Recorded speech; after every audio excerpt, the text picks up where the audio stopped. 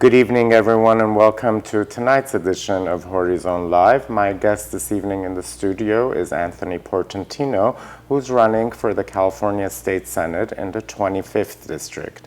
After a brief break, we'll have our conversation with Mr. Portantino. Stay tuned.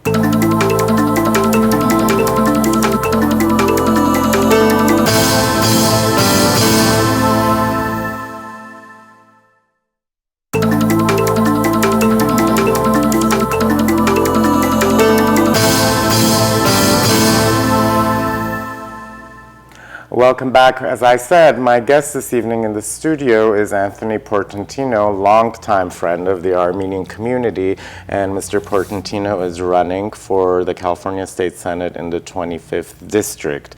We're going to talk about the race, obviously, since the elections are a couple of weeks away, but this summer you spent some time in Armenia and Artsakh, and if you can talk to us about some of your experiences, it must have been amazing. You know, first of all, thank you for letting me come on the show and talk about my trip to Yerevan. And as I was telling you before, I had a wonderful time. It was 10 days, which seemed like a lot when I started, but you know, there was so much more to do and can't wait to go back. And my good friend Zadeh Sananian was there at the same time, so the two of us had a great time. It was wonderful. I mean, obviously, Yerevan is a cosmopolitan city with many of the European, touches and architecture and history. Obviously, for somebody from the States, the world history was everywhere, and we did attend a number of museums and got a nice historical component. The people are wonderful. What struck me was how many folks were there on vacation from California. And Zadeh likes to tell a story. I was off the plane 10 minutes, and there was a young kid from Glendale who stopped the two of us. I just got there and ran into us, and then I come back to the States a month later, and I see the same young kid on the streets of Brand Boulevard. And so it's a small world. So the city was great. We also got to go to a number of historic places, Echmiadzin, and then it was the same week that Pope Francis was there. Oh. So that was an extra special piece of it, and Zadeh and I went to Gyumri to see one of the church services with Pope Francis, and that was particularly special. Gyumri itself is a magnificent city, obviously a city in transition, still redeveloping itself, and there's a high-tech corridor that was exciting to see in artists. So seeing a city in transition, building itself out, trying to revitalize itself, and then having the special special presentation from Pope Francis, which I have to tell you that the countryside was mesmerized by his visit. So Gyumri was wonderful. And then we also got to go to Artsakh, which I can't tell a lie, my favorite place was Stepanakert. Out of the 10 days, I just fell in love with Artsakh and the people, the calmness, the sereneness, the resolve, the passion, and then enjoying life at the same time. Yeah. It was really special. One lunch, we went to a hotel for lunch, and a woman came specifically to see Zadeh and remembered him as a teenager. Oh. Because after he left Armenia, then he went back as a teenager to volunteer, and this woman remembered him as a teenager and wanted to come over and rekindle the relationship that she had with him. And so there were just many, many touches like that. We did get to go to the front. We saw the tanks that were destroyed on April 2nd. Which for me was particularly powerful because, growing up here, it's not something we typically face as a suburban American kid from New Jersey, to be 150 yards away from a tank that was attacking April 2nd, and then one of the officers actually showed us some of the footage of the tanks, but meeting with the officers at the front was particularly powerful. They took us into the foxhole They let us look out, through the site. What did you see? We saw the tanks, and then we sat around and talked about it. And it was particularly emotional for a number of reasons. There were two officers, one sort of connected with me and one sort of connected with Zare. And hearing them talk about, the resolve, but they kept using the phrase, we know we're on our own, our friends aren't really our friends. And, obviously the Soviet Union supplying weapons to the Azeris, it's not something that should be happening. Russia. Russia, I said Soviet Russia, supplying weapons. And at the end of the conversation, there we were, it's 110 degrees, looking at a tank. The one major handed me a handful of dirt, and I think there might even be a photo of it, handed me a handful of dirt, and he said, "This is our land. We're going to stand on our land, we're going to fight on our land, and we're going to die on our land." And I put the dirt in my pocket, and I brought it back to, probably broke a law by carrying it on the plane. But Zare was crying. It was so emotional. And then you get in your car and you go back to the town, 5 miles away, to peace, to serenity, to loving people. And it's one of the things you were the town is so spotless, and people are so warm and friendly and congenial, and the big square in the center of Stepanakert where the families just come and promenade. Yeah. It could be a boardwalk from 1930, where families were just promenading to get ice cream. Yeah. And to know that it was under such a threat was just it was a magical experience. Well, certainly hearing about Artsakh, you've heard about it so many times, being involved with the Armenian community. Seeing it, how did that change your perspective on the issue? Well, the geography, you read something, but to see the proximity of the people to the threat, and then to feel their resolve and patriotism and passion, it's small, it's immediate, it's close.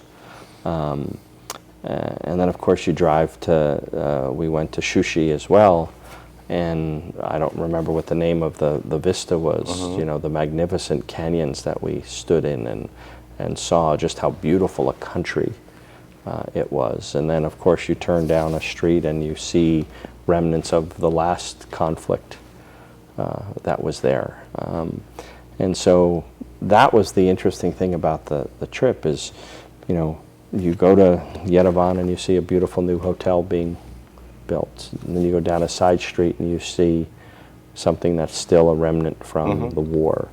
Then you meet people in the street who are, magnificent. And then you turn another street and one little stone carver was making stone, statuary on a side street. So you see sort of the juxtaposition of modern life with the old ways in that struggle.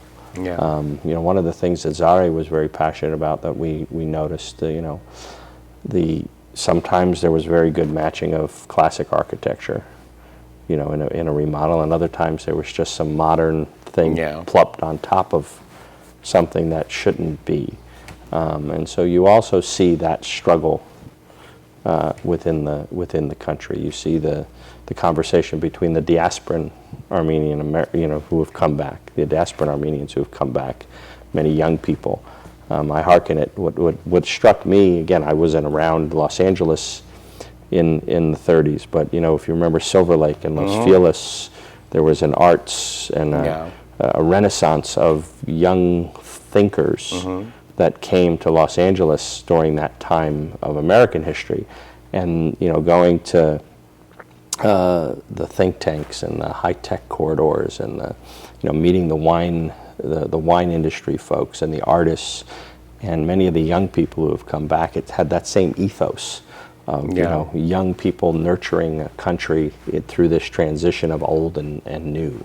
And in the conflict which both Armenia and Artsakh face on a daily basis. On a daily basis. That's that, and again, that's the overriding, the overriding cloud is, especially in Artsakh, at any moment, who knew on April 2nd that the Azeris would attack, and it could happen, tomorrow, but the people were ready. Yep. We're going to continue our conversation. We'll be right back after a brief break.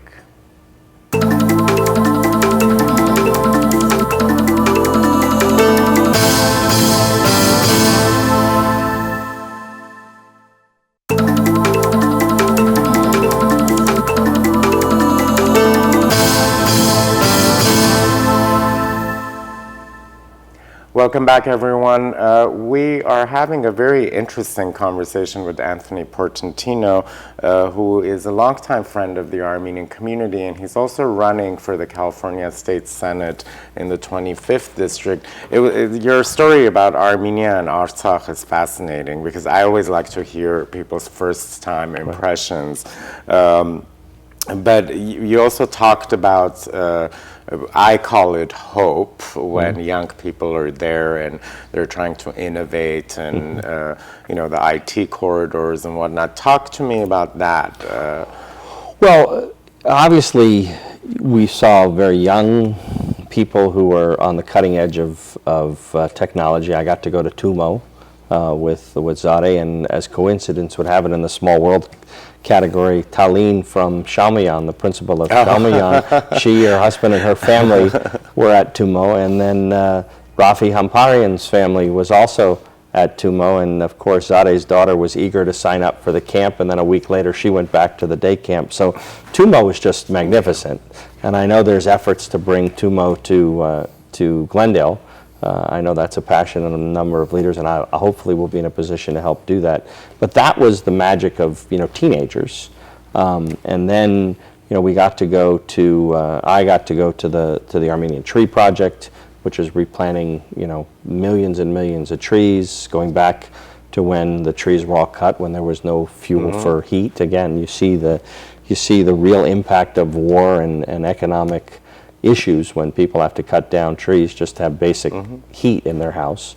And now you see the effort to replant the country, and I think I stood next to the 5 millionth tree that had been planted, and so that was also a special part of it. But that, I think, hope is the right word. I mean, there's this spark there that is coming to light, and obviously the relationship between California and Armenia is probably closer than any other state, I think, in the country. Although, as you know, you grew up in Massachusetts and I grew up in New Jersey. There were large Armenian American communities on the East Coast, but nothing rivals the connection to Armenia and California. And so it gave me a unique perspective because you and I have talked about it, but then being there just makes it all more real. Armenia just marked the 25th anniversary of its independence, and it gave me an opportunity to kind of reflect. And one thing that really stands out for me is that there is an entire generation that has grown up not knowing what it means to live under Soviet rule, or here in the diaspora not knowing what it means to not have an independent Armenia. Yet, of course, we can't also, turn a blind eye to some of the things, the socioeconomic injustices, etc. What do you think Armenia can do to emerge from that situation?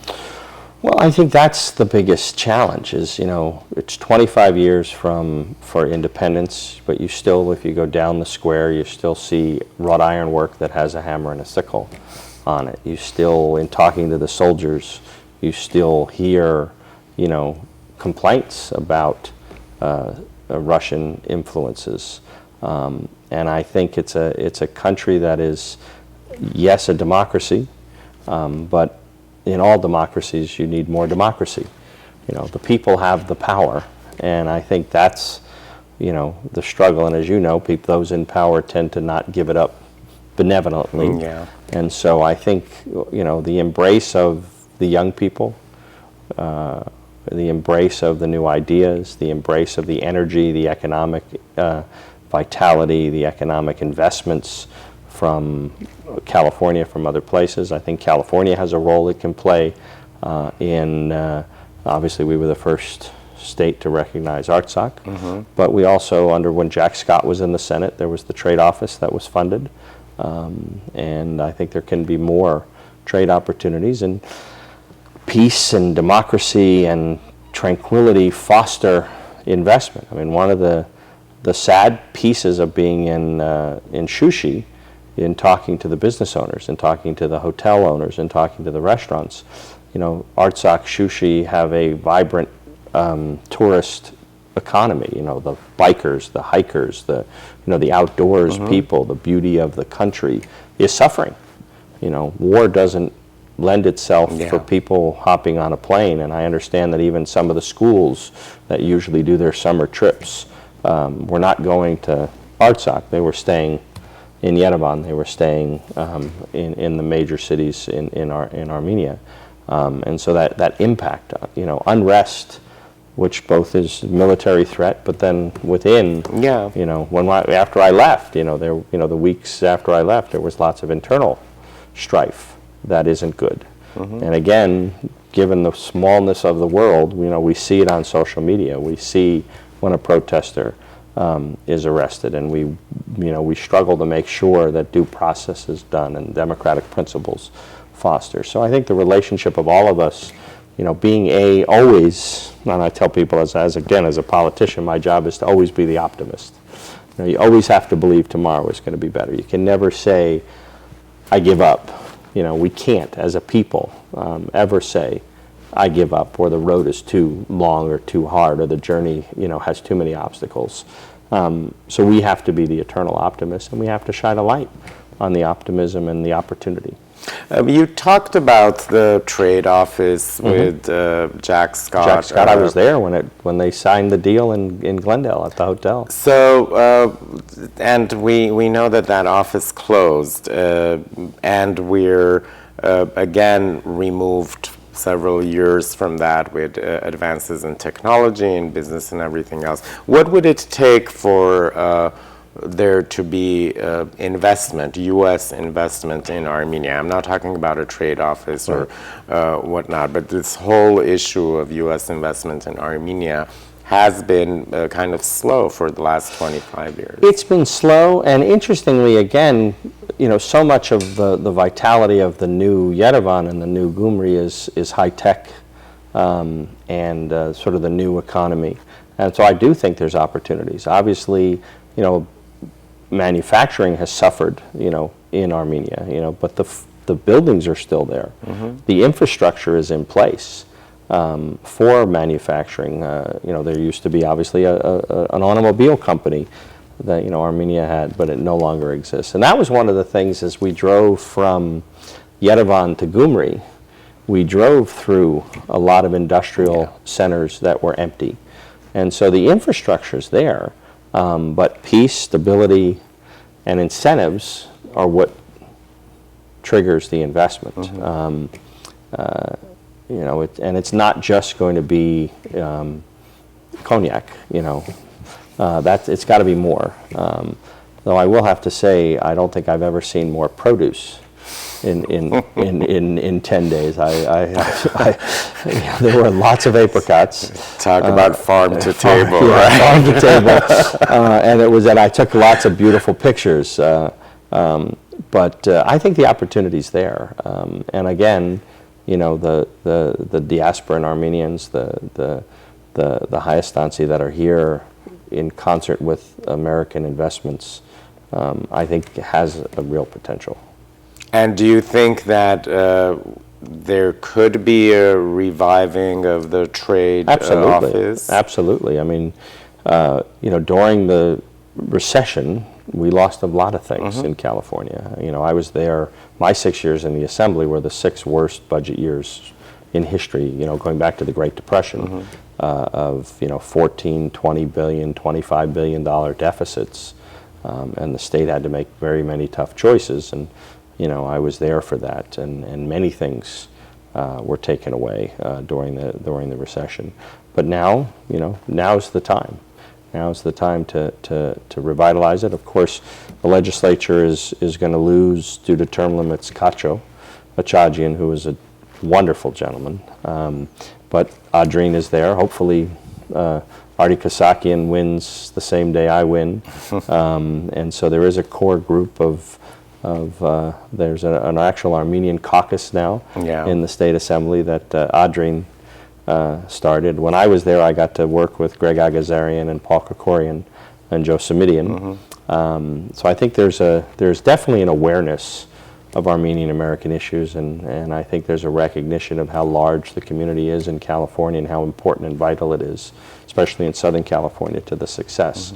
So I think there's a political will to do things, and hopefully when I go, I'll be able to do it. Now, I told you before, I did promise the president of ARTSOC that I would be the first U.S. ambassador to ARTSOC, so I have to keep that promise down the road. I think that will be an interesting job. And you're going to come help me, right? Yes, you're going definitely. to move to Stepanakert with me. We're going to take a short break. We'll be right back.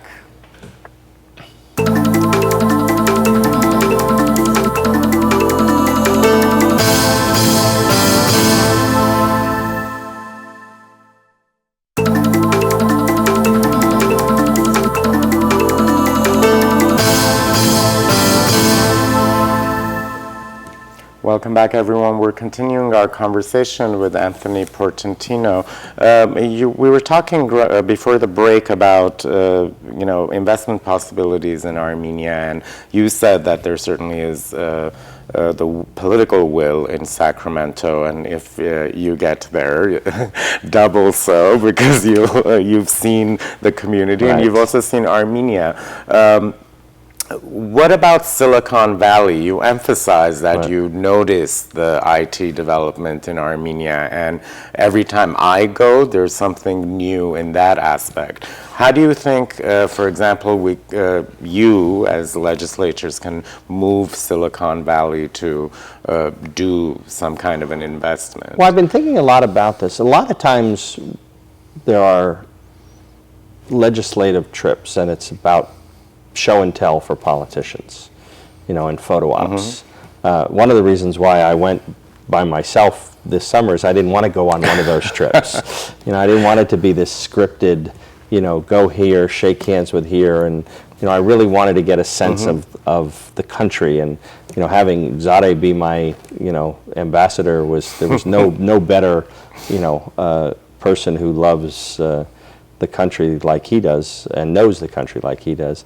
And so I think what we need to do is not just take the politicians to Armenia, but we need to take the business leaders. We need to actually do a trade trip where the point with a defined agenda of how is Armenia going to integrate with the California economy, and how is the California economy, focusing on opportunities.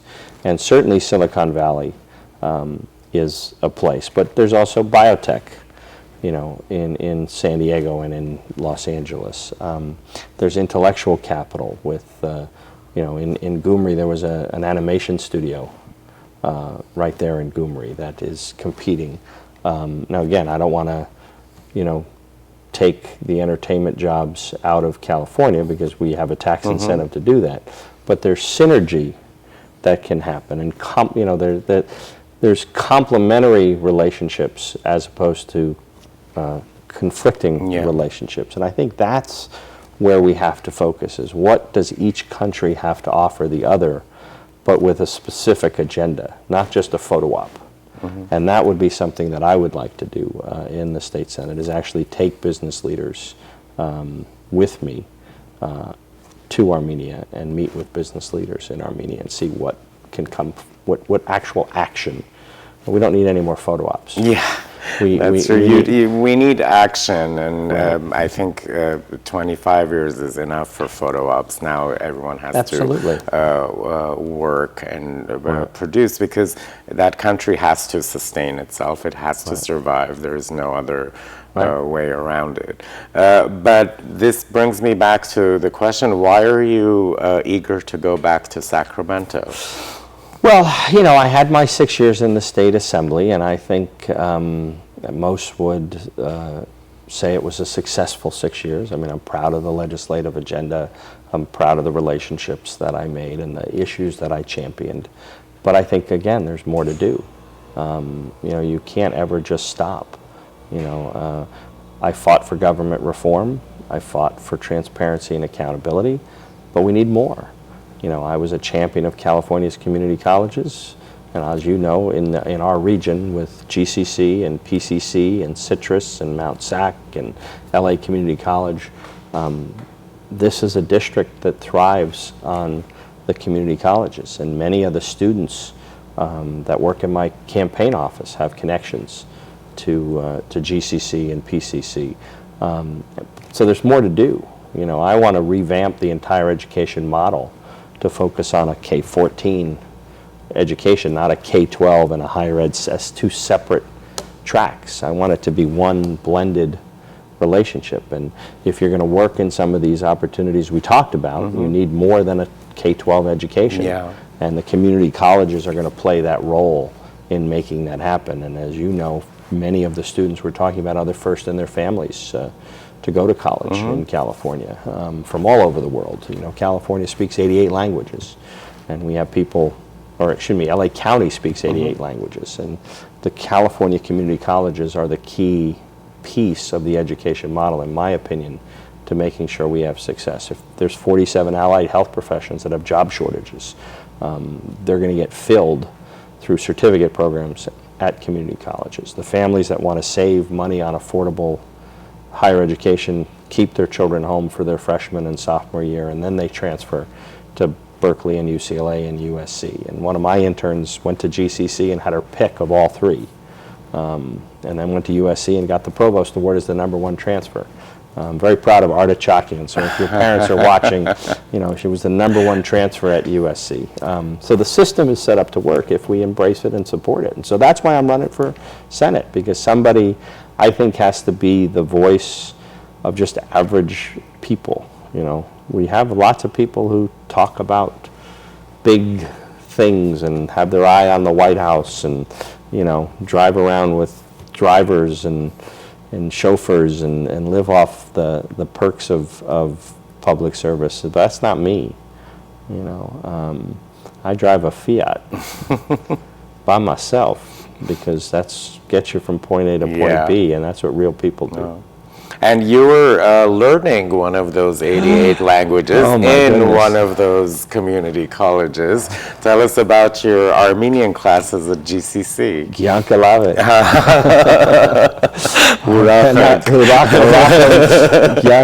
Baref inspesis. Volshinch. Mikich is my new favorite word. Mikich. So yes, I enrolled at a class at GCC. Which in and of itself was an educational, for me, everything you do is an educational experience.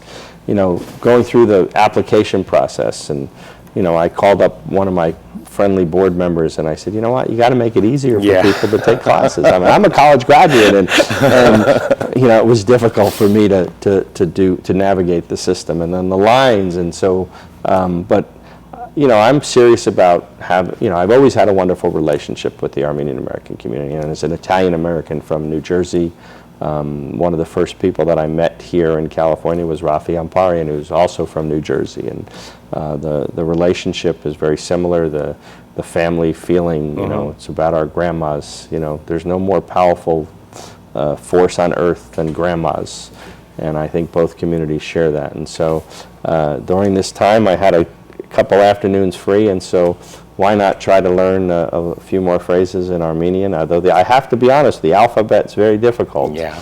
The W is an A, and the U is a S, and the word yes means I, and it doesn't mean yeah. So I'm as a 55-year-old, it's I wish I was 8 doing this, but I'm determined to pick up a few more things. And you're also walking the walk. Yeah. That's more than can be said about other politicians. I'm trying. How has California changed since you were last in Sacramento? You mentioned the recession and the impact that it had on the California economy. What are you looking forward to? Well, I think there's a moment in time now where we've seen some economic prosperity, where the budget shortfalls have been full. Prop 30 went a long way to help fund education. I was a strong supporter of Prop 30. I think Prop 55 should get passed to extend that investment. I mean, we have to stop talking about education, and we have to fund education.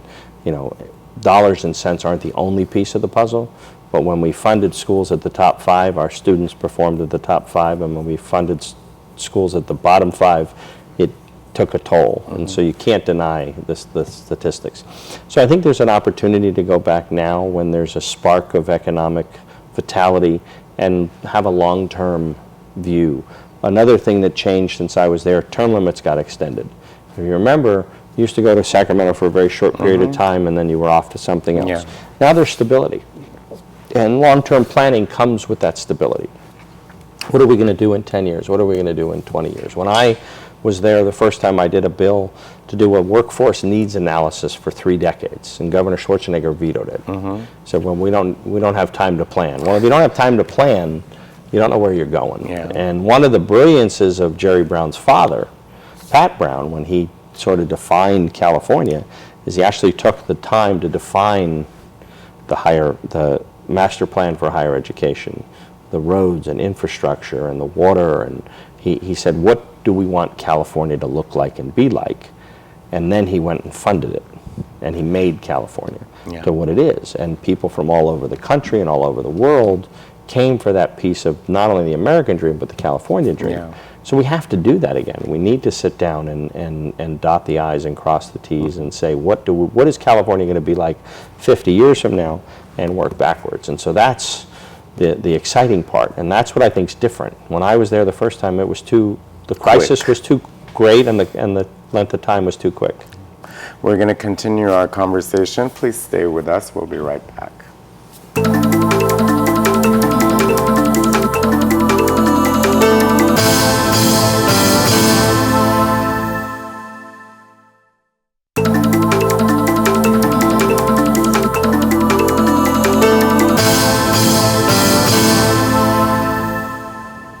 Welcome back. We're continuing our conversation with Anthony Portantino, who is running for the California State Senate in the 25th District, which includes Glendale, Burbank, Pasadena, La Crescenta, La Cañada, where else? Sunlit, Tujunga, all the way across the 210 to Upland. So Laverne, Claremont, San Dimas, Glendora, Monrovia, Duarte, San Marino, Sierra Madre, South Pass, Pasadena, Altadena, La Crescenta, La Cañada, Burbank, Glendale, Sunland, Tujunga.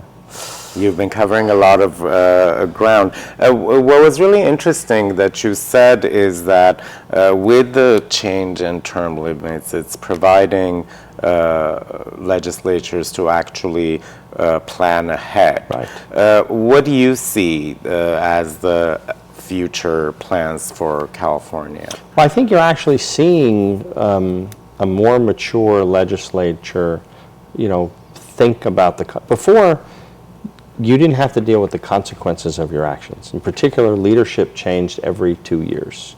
And so there was what we used to call the get out of town mentality. People would just try to get it done and then, pass the situation to those who came later.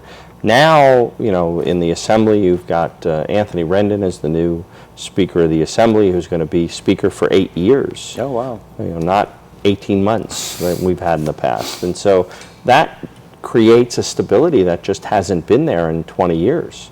And so I think you see legislative chair people who, again, we used to change chair every 2 years from the different policy committees. Now you're going to see chairwomen and chairmen, be in those positions for 8 years, 7 years. So you can literally sit down with your staff and say, all right, we have a Jobs and Economic Development Committee, so how are we going to use that committee? We have a Higher Education Committee.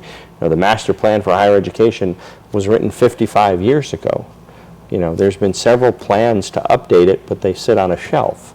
let's actually implement some of the strategies that have been identified. An interesting thing for me is in the Deloitte book on innovation. It's about innovation, but chapter 1 is one of an innovation strategy is actually doing what other people do well and mimicking it. Yeah. That makes you an innovator if you find out what other people do well. So, now we can look at, all right, what are we doing well? What aren't we doing well? How do we, there's a whole effort of getting our school students through the system with success. Not just taking classes to take classes, but having a meaningful outcome when you go to community college or when you go to a Cal State system. You end up with a diploma. One of the bills I did when I was there is all the for-profit colleges that you see advertised that are very expensive. That are also closing one by one. Well, they're closing one by one because California had no regulation or oversight for about 8 years. It was the Wild Wild West, and so students were being taken advantage of because the certificates they were paying for didn't lead to a job. Yeah. And I reconstituted the state oversight of for-profit colleges, and I created a student recovery fund to help students who lost their life savings and got nothing, and to make sure that those schools had accountability, that if you said you're going to place somebody in a job, you actually place somebody in a job. And so those are the decisions that make today, that make tomorrow better. And so I think that's the atmosphere now, is that you're getting a more mature, longer view looking politician. I mean, I've said several times during this interview that you are a friend to the Armenian community, and this is not just a statement. You truly are a friend. You're always there, whether it's a celebration, whether it's a commemoration, whether it's a community loss. We see you there. What is compelling you to be so involved in our community, to even learn our language?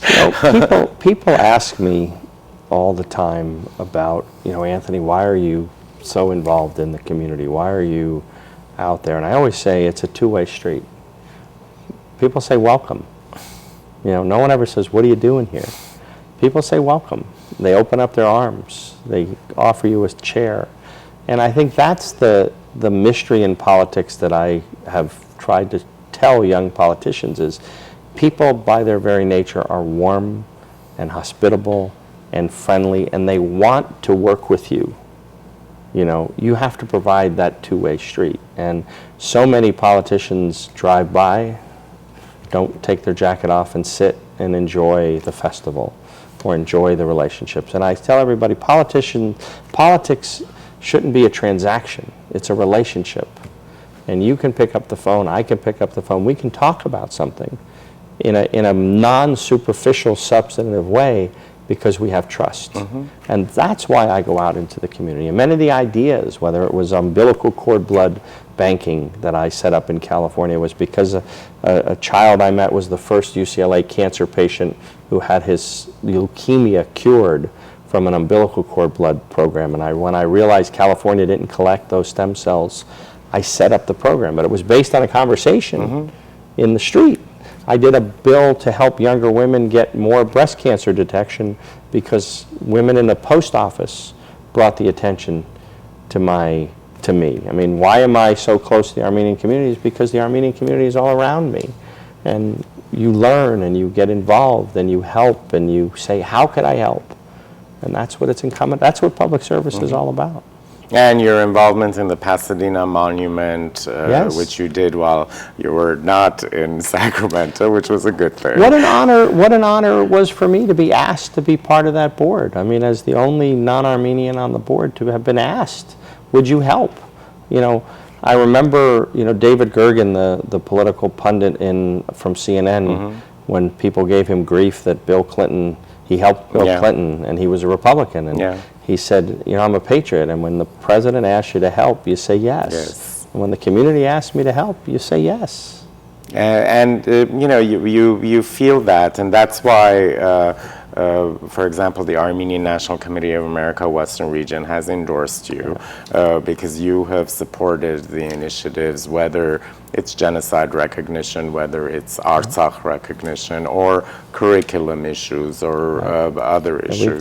We've done some targeted higher ed programs just for Armenian students. By the way, we need to mention, if anybody's available Saturday, we're marching in the Armenian Bone Marrow March this Saturday with Dr. Jordan to raise money for more stem cell awareness, and Dr. Jordan's doing a great job. Yeah, and that event keeps growing every year, and it's doing a lot of good as well. Let's also talk about the Armenian community. I mean, you've definitely seen it grow and mature. What do you think the community's role is? I mean, California has recognized the genocide. Now they've also recognized the Artsakh. So those issues are done. But how do you think the California Armenian constituency can move forward? Well, we can't forget the ANC's role in the curriculum, too. Now the genocide is going to be taught in schools as well. That was a huge victory for grassroots activists. What I tell people, and whether it's the Armenian community or the non-Armenian community, everybody has a role in good government. And the role of the activist is to make the policies and the politicians respond in a positive way. And I think that's, the Armenian community has that infrastructure in place, has direct relationships, and I think that's what's wonderful about it.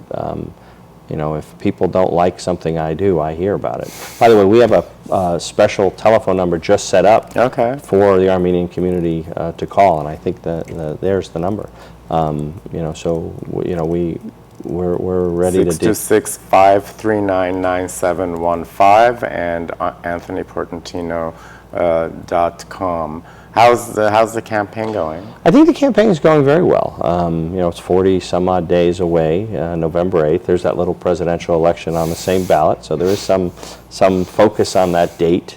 But this is a district of 1 million people. I've been blessed to not only have the ANC support, but Zadeh and Rafi Manoukian and Ara Najarian and Armine Garpetian and Armine Hakopian and Nairi Nahabedian and Paul Kokorian and Adri Nazarian, all supporting the campaign. But it's 15 cities along the foothills, and I'm out every day in them working hard. We have volunteer opportunities if anybody wants to come in and make a phone call or walk a precinct. I just got a call from the Pasadena ANC the other day. Shahey called me and said, we want to get more involved. I said, okay, we'll get more involved. You're not going to say no to that. We don't say no, but I think it's going well. I'm a positive guy, and we want California's future to be inclusive, and we want California's future to be successful for all of us. Any final thoughts before we... Just thank you for the opportunity to come hang out with you. I don't often get to see you in a jacket, so this is good. And I know you're having a trip back east to where we're both from, and you'll eat some good food. But when I go back to Armenia next year, when I go back to Armenia next year, you have to come on the trip. And maybe I'll come with you, definitely. We have to take some business leaders with us and I'll be there. Put these ideas to practice. I'll be there. Good luck to you Thank you. Next month and throughout the campaign. And thank you for joining us. This was a treat. And for all of you at home, you have a voice. Absolutely. And you need to use that voice by voting. If you have not registered or if you've moved since the last time you voted, please register and definitely vote in November. Thank you for joining us. See you next time.